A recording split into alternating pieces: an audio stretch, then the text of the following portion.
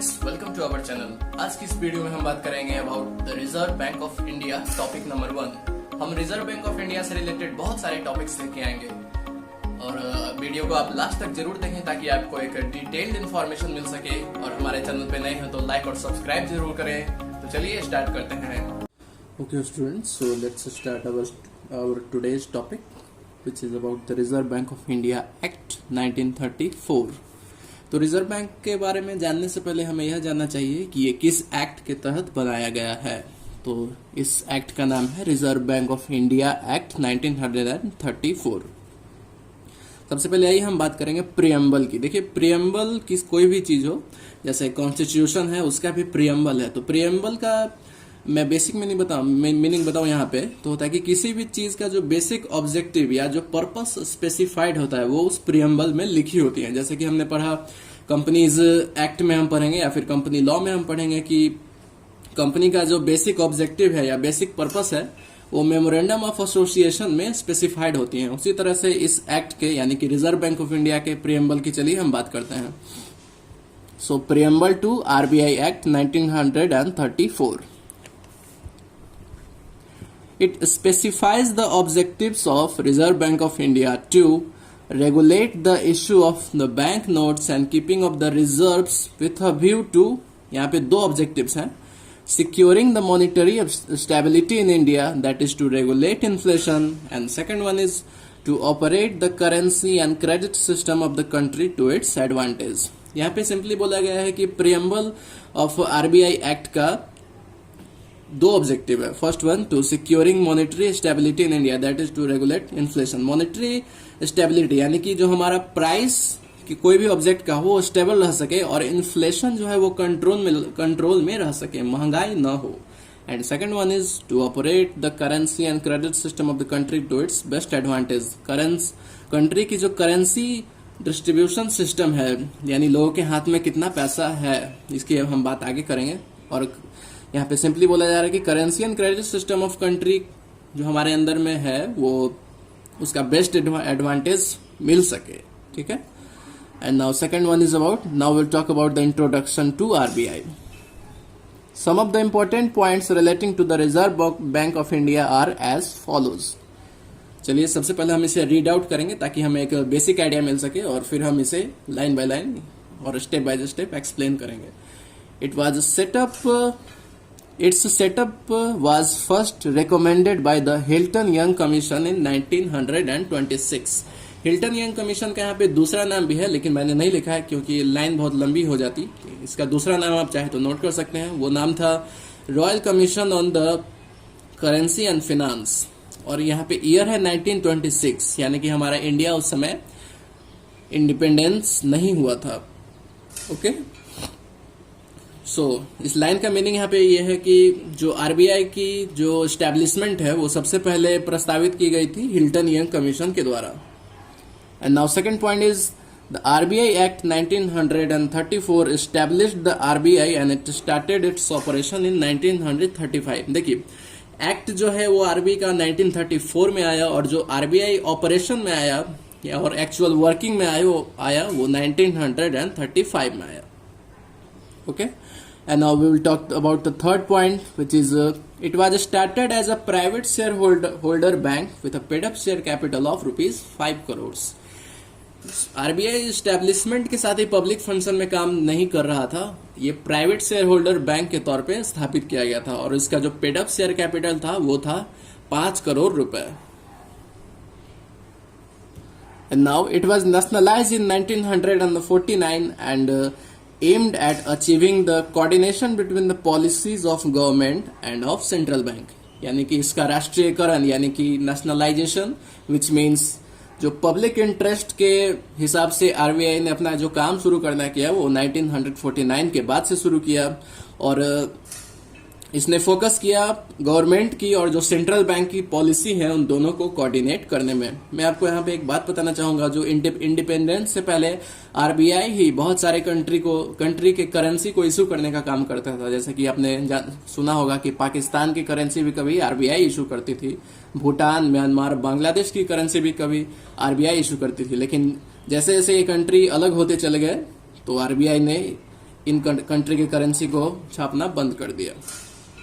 And our last point is it designs and implements the regulatory policy framework for the banking and NBFIs, which means non-banking financial institutions, for example Muthoot Finance, Manappuram Gold Loan etc. और यहाँ पे NBFIs का simply meaning है other than banking companies, with the aim of providing people's access to the banking system, यानी कि लोगों को banking system का फायदा कैसे मिल सके RBI ये भी इंश्योर करता है। चलिए हम बात करते हैं अगले टॉपिक की।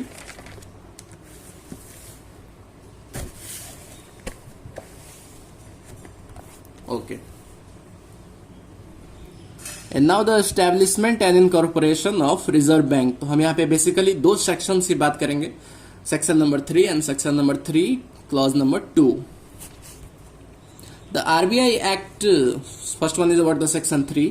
Section 3 of the RBI Act states that a bank to be called as the Reserve Bank of India shall be constituted for the purpose of taking over the management of the currency from the central government and carrying on the business of banking as per Act। यहाँ पे simply बोला गया है कि कोई भी bank RBI तभी कहलाएगा, यानी कि कोई भी bank Reserve Bank of India तभी कहलाएगा जब ये सेंट्रल गवर्नमेंट से करेंसी का मैनेजमेंट अपने कंट्रोल में ले ले और बैंकिंग सिस्टम और बैंकिंग फंक्शन का काम करे as per the RBI act. Okay, and now section number 3 clause number 2, it shall be a body corporate by the name of RBI having the perpetual succession and the common seal. Very much important.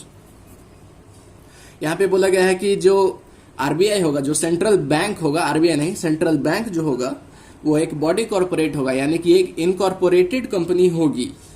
इसका perpetual succession होगा, यानी कि members या फिर governors का death, retirement, insolvency से इस organisation को कोई फर्क नहीं पड़ेगा, ये फर्दर मूव ऑन करता चला जाएगा, हमेशा आगे चलता रहेगा। एंड कॉमन सील, यानी कि इस ऑर्गेनाइजेशन का एक कॉमन सील भी होगा।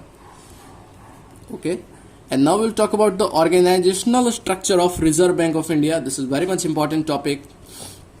हमें सबसे जो मोस्ट इंपॉर्टेंट बात है वो जाननी है कि ऑर्गेनाइजेशनल स्ट्रक्चर आरबीआई में किस तरह का होता है।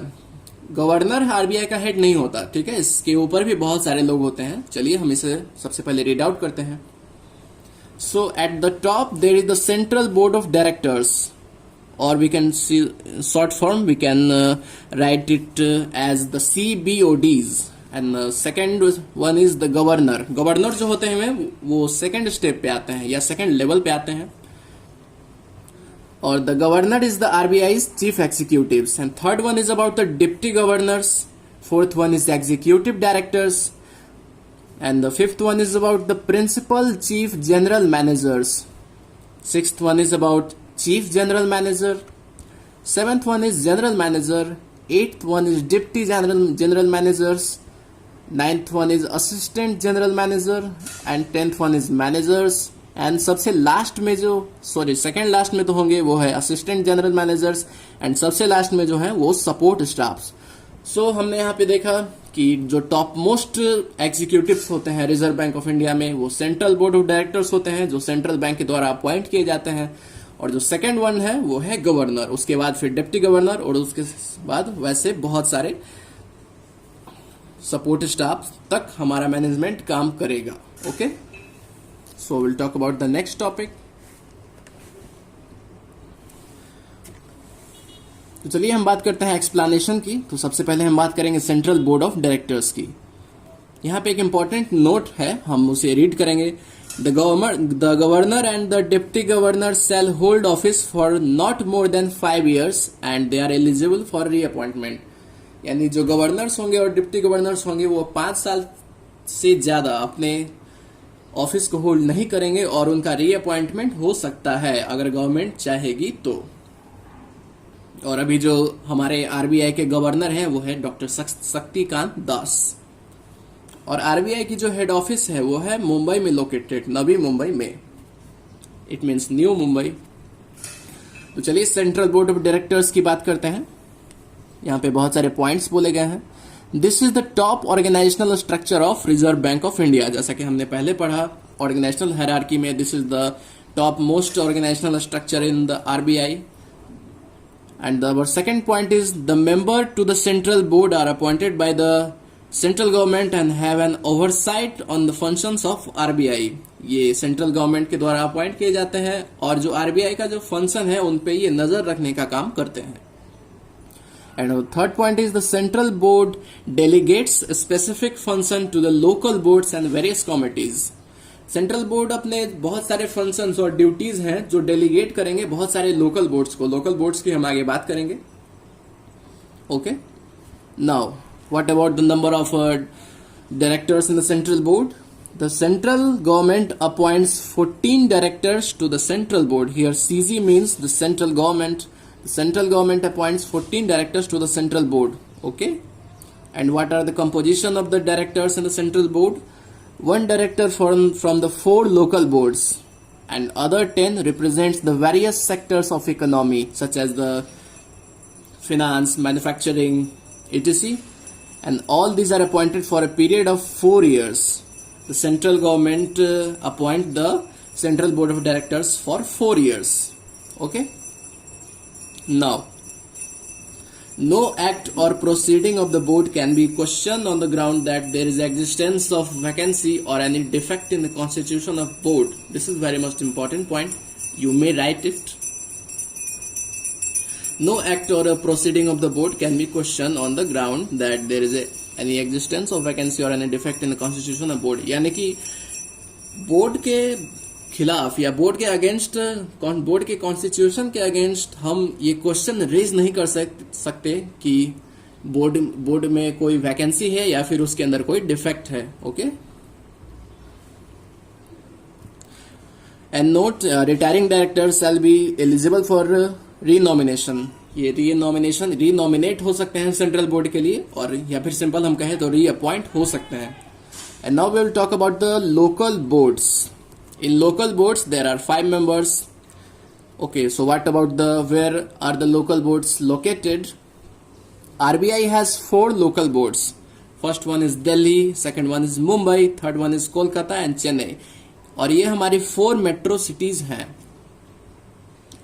तो सिंपली हम कह सकते हैं कि जो RBI की लोकल बोर्ड है वो 4 मेट्रो सिटीज में लोकेटेड है. And there are 5 members and are appointed by the central government for a period of 4 years. तो सिंपली यहाँ पे बोला गया है कि लोकल बोर्ड्स में 5 मेंबर्स होंगे और ये सेंट्रल गवर्नमेंट के द्वारा अपॉइंट किए जाएंगे 4 सालों के लिए. And they are also eligible for reappointment, और इनका रीअपॉइंटमेंट अगर सेंट्रल गवर्नमेंट चाहे तो कर सकती है.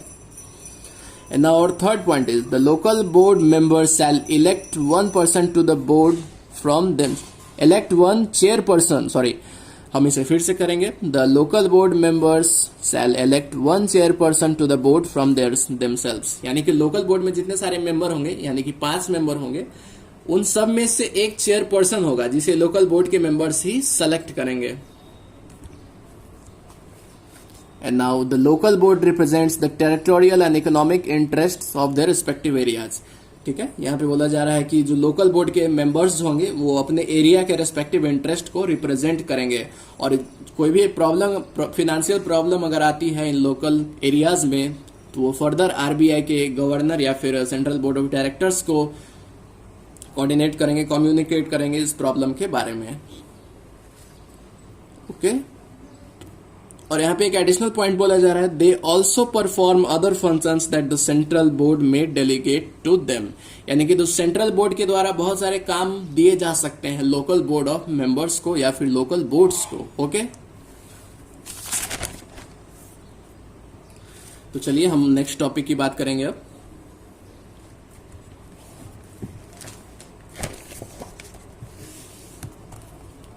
Now, currently the Reserve Bank of India has the offices at the 27 locations in India. यानी कि 20 लोकल बोर्ड ऑफिस हमारा सिर्फ 4 जगह है, Delhi, Mumbai, Kolkata and Chennai. Head office is situated at Mumbai, लेकिन इसके जो वेरियस सब ऑफिस हैं या फिर हम कहें तो सब डिफरेंट लोकेशन में इसके जो ऑफिस हैं वो 27 लोकेशंस इन इंडिया हैं. The larger branches are headed by the rank of officer who is the rank of the chief general manager. जो बड़े ब्रांच होंगे वो चीफ जनरल मैनेजर के ऑफिसर के रैंक के द्वारा हेड किए जाएंगे. Okay, and the smaller branches are headed by the senior officer, the rank of general manager. और जो स्मॉल ब्रांच होंगे वो सीनियर मैनेजर के द्वारा हेड किए जाएंगे. सो ओके स्टूडेंट, ये थी हमारी आज की वीडियो. मैं होप करता हूँ आपके लिए जरूर हेल्पफुल रही होगी. और नेक्स्ट वीडियो में हम बात करेंगे हमारे नेक्स्ट टॉपिक की, functions of the Reserve Bank of India. तो अगर आपको वीडियो अच्छी लगी तो लाइक करें और कमेंट करें, और जितने भी क्वेश्चंस, डाउट्स और क्वेरीज हैं इस टॉपिक से रिलेटेड तो हमें जरूर बताएं, हम उसका हर संभव जवाब देंगे.